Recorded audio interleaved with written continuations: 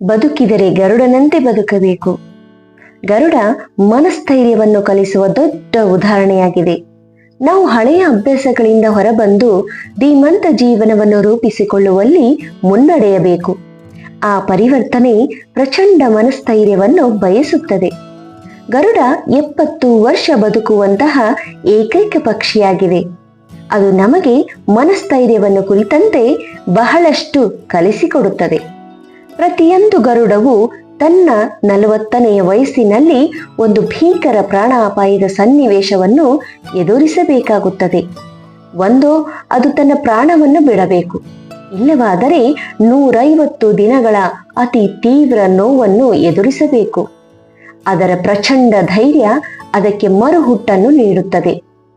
ಯಾವುದದು ಬದಲಾವಣೆ? ಸ್ವಲ್ಪ ನೋಡೋಣ ಬನ್ನಿ.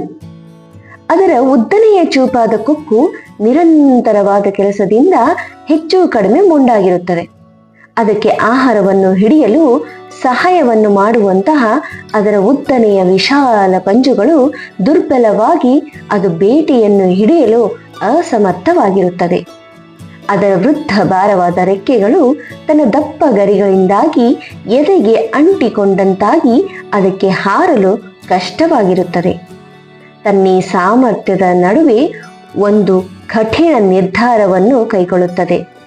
ಅದು ಕ್ಲಿಷ್ಟಕರವಾದ 150 ದಿನಗಳ ಬದಲಾವಣೆಯನ್ನು ದಾಟಿ ಹೋದಾಗಲೇ ಅದರ ಜೀವನ ಇನ್ನೂ 30 ವರ್ಷ ಮುಂದುವರಿಯುತ್ತದೆ.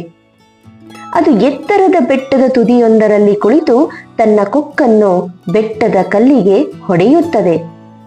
ತನ್ನ ಕೊಕ್ಕು ಮುರಿದು ಬೀಳುವವರೆಗೆ, ಬಳಿಕ ಹೊಸ ಕೊಕ್ಕು ಬೆಳೆಯುವವರೆಗೆ ಕಾಯುತ್ತದೆ. ಹೊಸ ಕೊಕ್ಕು ಬೆಳೆಯುತ್ತಲೇ ಅದು ತನ್ನ ಪಂಜನ್ನು ಕಿತ್ತು ತೆಗೆದು ಹೊಸ ಪಂಜು ಬೆಳೆಯುವವರೆಗೆ ಕಾಯುತ್ತದೆ.